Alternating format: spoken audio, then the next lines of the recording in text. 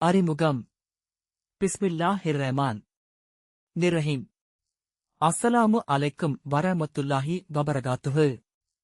அன்புடைய சகோதரர்களே, சகோதரிகளே, பெரியோர்களே, குர்ஆன் மற்றும் நபி ஸல்லல்லாஹு அலைஹி வஸல்லம் வழி நிகழ்ச்சிக்கு உங்களை அன்புடன் வரவேற்கிறோம். இந்த நிகழ்ச்சியில் அல்குர்ஆனும் நபி ஸல்லல்லாஹு அலைஹி வஸல்லம் அவர்களின் வாழ்க்கையும் தொடர்பான முக்கியமான கேள்விகளுக்கு குர்ஆன் மற்றும் ஸஹீஹான ஹதீஸ்களின் ஆதாரங்களுடன் பதில்களை அறிந்து கொள்வோம். இன்றைய பயனுள்ள கேள்வியை இப்போது பார்க்கலாம். கேள்வி.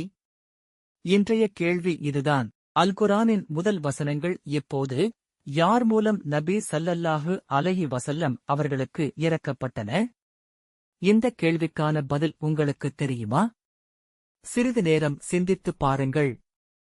நன்றாக யோசித்து விட்டீர்களா?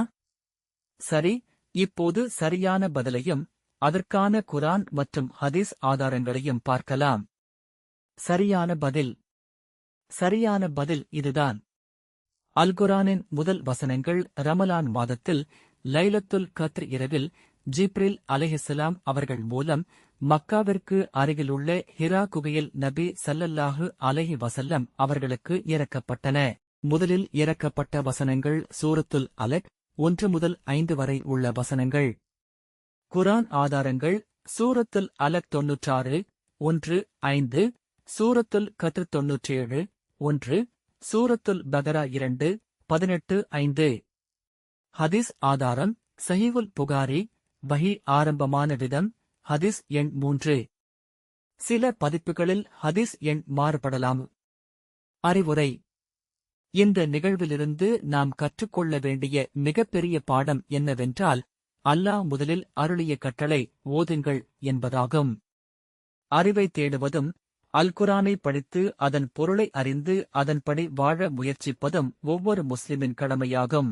தினமும் சிறிதளவாவது அல்குர்ஆனை ஓதி அதன் அர்த்தத்தை புரிந்து கொண்டு நம் வாழ்க்கையில் நடைமுறைப்படுத்த அல்லாஹ் நமக்கு தௌஃபீக் வழங்குவானாக. ஆமீன். முடிவுரை. அல்ஹம்துலில்லாஹ். இன்றைய கேள்விக்கான சரியான பதிலை அறிந்து கொண்டோம். இந்த வீடியோ உங்களுக்கு பயனுள்ளதாக இருந்தால் உங்கள் குடும்பத்தினருக்கும் நண்பர்களுக்கும் பகிருங்கள். மேலும் குர்ஆன் மற்றும் நபி ஸல்லல்லாஹு அலைஹி வஸல்லம் அவர்களின் வாழ்க்கை தொடர்பான பயனுள்ள கேள்வி பதில்களை அறிந்து கொள்ள குர்ஆன் மற்றும் நபி ஸல்லல்லாஹு அலைஹி வஸல்லம் வழி சேனலை ஆதரியுங்கள்.